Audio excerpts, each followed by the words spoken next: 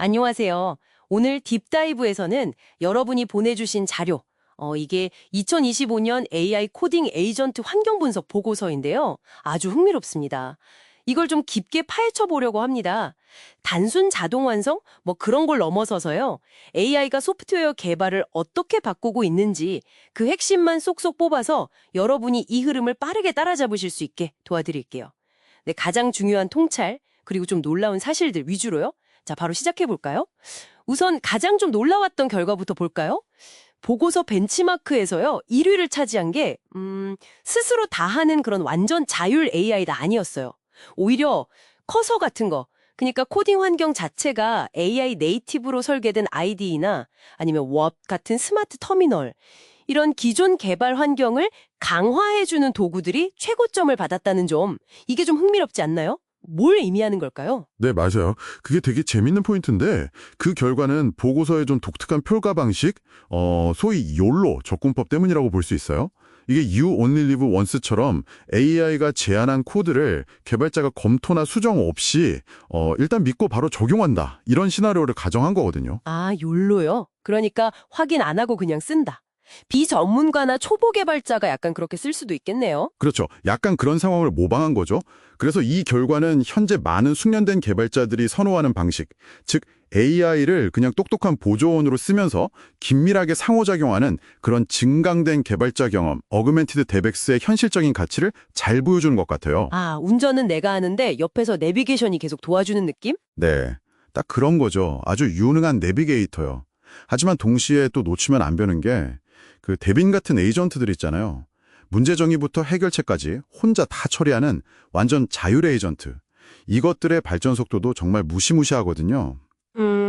그러니까 시장이 이 두 방향, 증강과 자율, 이 두 가지로 같이 발전하고 있다. 이렇게 봐야 합니다. 아하, 그럼 개발자는 이제 그냥 앉아서 코드만 짜는 역할은 아니게 되겠네요, 점점 더. 뭐랄까, 예전엔 농부가 직접 밭을 갈았다면, 이제는 트랙터를 어떻게 잘 몰고 관리할지 고민하는 뭐 그런 느낌으로 바뀌는 건가요? 네, 바로 그 지점입니다. 개발자의 핵심 역량이 정말 변하고 있어요. 이제는 AI 에이전트한테 내가 뭘 원하는지 명확하게 지시하고 또 AI가 만들어낸 결과물을 꼼꼼하게 감독하고 때로는 좀 날카롭게 비평하는 능력. 이게 훨씬 중요해지고 있습니다. 단순히 코드 만들어줘. 이걸 넘어서는 거죠. 지시, 감독, 비평. 네. 효과적인 프롬프트 엔지니어링? 그러니까 AI가 맥락을 잘 이해하도록 정보를 잘 주는 거예요. 컨텍스트 관리? 이것도 중요하고요. 그리고 보고서에서 새롭게 강조된 개념이 있는데 바로 규칙 기반 개발, Rules Driven Development입니다. 규칙 기반 개발이요? 그건 뭔가요? 네, 이건 프로젝트 저장소 안에다가 예를 들면 .rules 같은 디렉토리를 만들어서 명시적인 규칙 파일을 두는 거예요. 그래서 AI가 코드를 만들거나 고칠 때 이 가이드라인을 꼭 따르도록 하는 방식입니다. 일관성 유지하고 실수 줄이는 데 도움이 되겠죠? 오, 규칙 기반 개발이라 그거 흥미로운데요. 근데 그 규칙을 또 정교하게 만들려면 그거 자체가 또 상당한 노력이 들지 않을까요?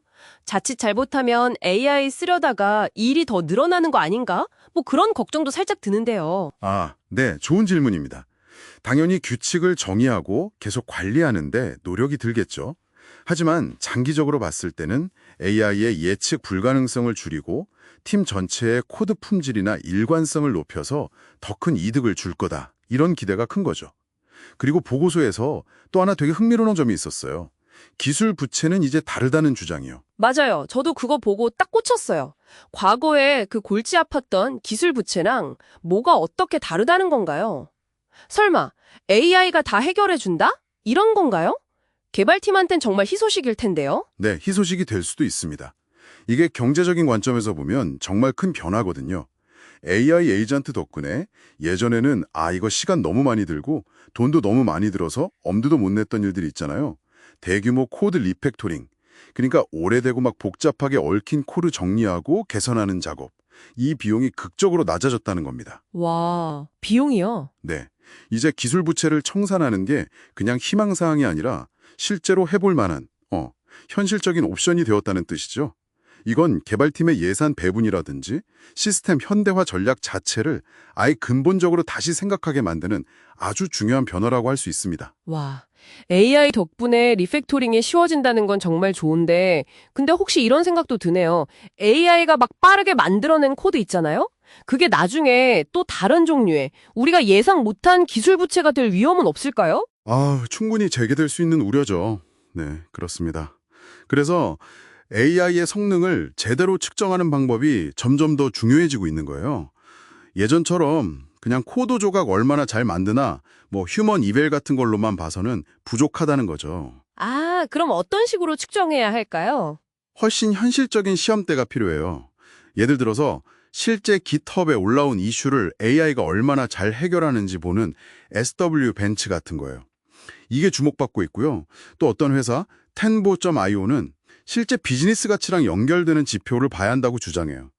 예를 들면 AI가 제안한 코드가 담긴 pull request, PR이라고 하죠. 그 코드 변경 요청이 최종적으로 얼마나 병합되느냐, 이런 걸 봐야 한다는 거죠. 아하, 단순히 결과물만 보는 게 아니라 진짜 문제를 푸는지, 그리고 그게 실제 회사에 도움이 되는지를 봐야 한다는 거군요. 네, 맞아요. 그리고 더 나아가서는요, AI가 최종 결과물을 딱 내놓는 것뿐만 아니라 그 과정 자체를 평가해야 한다는 목소리도 커지고 있어요. AI가 주어진 목표를 제대로 이해는 했나? 문제를 풀려고 적절한 도구나 접근법을 사용했나? 이런 걸 따져보는 거죠. 과정까지요? 네. AI의 자율성이 점점 높아질수록 우리가 그 과정을 얼마나 믿을 수 있는지가 정말 중요해지니까요. 자, 오늘 딥다이브를 통해서 AI 코딩 에이전트 분야가 정말 숨가쁘게 진화하고 있다는 걸 다시 한번 확인했습니다. 개발자를 돕는 증강 도구부터 스스로 문제를 해결하는 자율 에이전트까지, 그리고 이에 따라서 개발자의 역할도 변하고 기술 부채에 대한 관점도 달라지고 심지어 성명 측정 방식까지 모든 게 재정이 되고 있네요. 이건 단순한 도구의 발전을 넘어서는 것 같아요. AI와 인간 개발자가 협업하는 어떤 새로운 패러다임. 그 시작인 것 같습니다. 네, 그렇죠. 오늘 나는 이런 얘기들을 바탕으로 여러분 스스로 한 번 더 깊이 생각해 볼 만한 질문을 좀 던져드리고 싶습니다. 첫 번째는 만약 보고서에서 언급된 규칙 기반 개발이 정말 보편화된다면요. 여러분의 특정 프로젝트 목표와 표준을 가장 잘 담아낼 수 있는 그런 AI를 위한 맞춤형 헌법. 이건 과연 어떤 모습이어야 할까요? AI를 위한 헌법이라 재밌네요. 네. 그리고 또 다른 질문은 이겁니다. 현재 AI 모델들이 이미 어떤 작업에서는 필요 이상의 능력을 갖췄다. 이른바 역량과잉 케이퍼빌리티 오버행 상태일 수 있다는 분석도 있거든요. 그렇다면 이 숨겨진 잠재력을 확 터뜨려서 AI 에이전트들이 서로 혹은 인간과 훨씬 더 효과적으로 협력하게 만들 다음번 혁신적인 돌파구, 그건 과연 무엇이 될 수 있을까요?